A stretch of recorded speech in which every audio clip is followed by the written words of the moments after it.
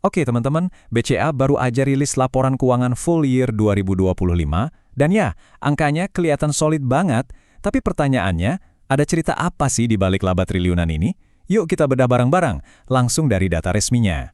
Dan supaya jelas ya, semua analisis kita ini murni dari laporan keuangan resmi BCA yang sudah diaudit. Jadi ini bukan opini, tapi murni angka dan fakta. Nah, ini dia pertanyaan kuncinya.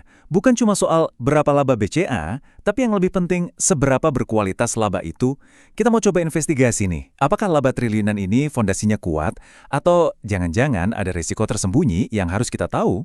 Oke, pertama-tama kita lihat dulu angka-angka utamanya ya. Gimana sih potret kinerja BCA di tahun 2025 ini secara kilat? Kita mulai dari pendapatan atau top line. Nah, di sini pendapatan operasional BCA itu tumbuh sehat, naik 5,6% jadi 106,7 triliun rupiah. Ini sinyal awal yang bagus, artinya mesin bisnis mereka jalan.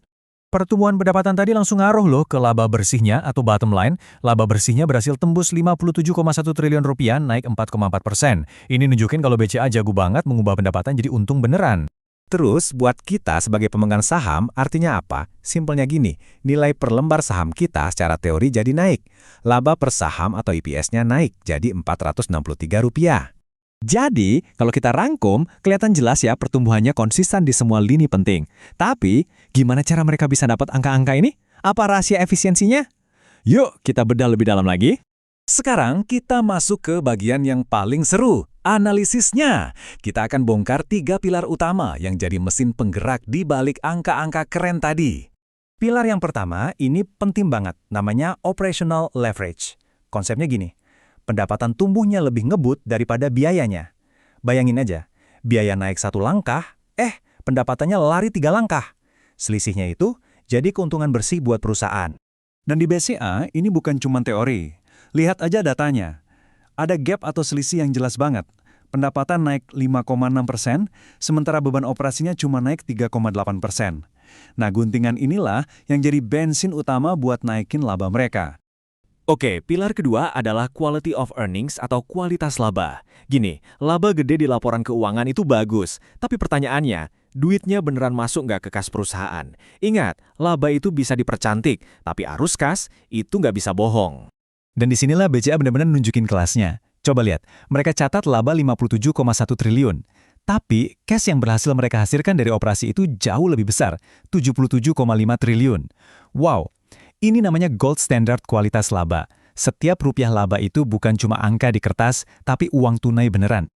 Oke, jadi profitnya bagus, efisiensinya dapat. Tapi tunggu dulu, ada satu pilar lagi yang sering jadi bom waktu buat bank. Kualitas aset.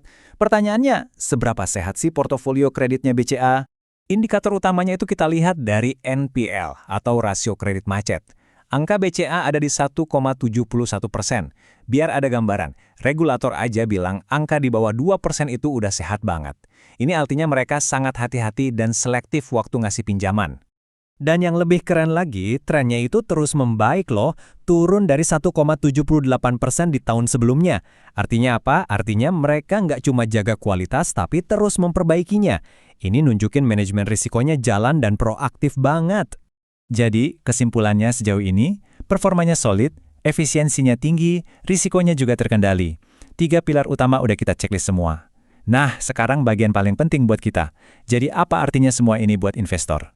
Singkatnya gini, BCA itu bukan cuma tumbuh, tapi tumbuhnya berkualitas. Efisiensinya menciptakan leverage yang kuat, labanya didukung oleh kas yang melimpah, dan risikonya sangat terjaga. Bisa dibilang fundamentalnya sekuat baja. Tapi, ini dia pertanyaan jutaan dolarnya.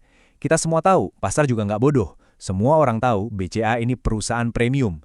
Pertanyaannya adalah, apakah harga sahamnya sekarang ini udah mencerminkan semua kualitas premium tadi? Atau dengan kata lain, apa harga mahalnya ini masih nyisain ruang buat kita untung? Nah, data fundamentalnya udah kita bedah bareng-bareng nih. Keputusannya tentu kembali ke strategi investasi teman-teman semua. Apakah menurut Anda kualitas premium ini pantas dibayar mahal? Atau lebih baik nunggu ada koreksi dulu buat dapat harga yang lebih oke? Terima kasih banyak sudah nonton analisis ini sampai akhir. Kalau kalian suka pendekatan yang kayak gini, yang fokus ke data, jangan lupa buat subscribe ya. Dan tulis juga di kolom komentar saham apa lagi yang laporan keuangannya seru buat kita operasi barang selanjutnya. Sampai ketemu di bedah laporan keuangan berikutnya.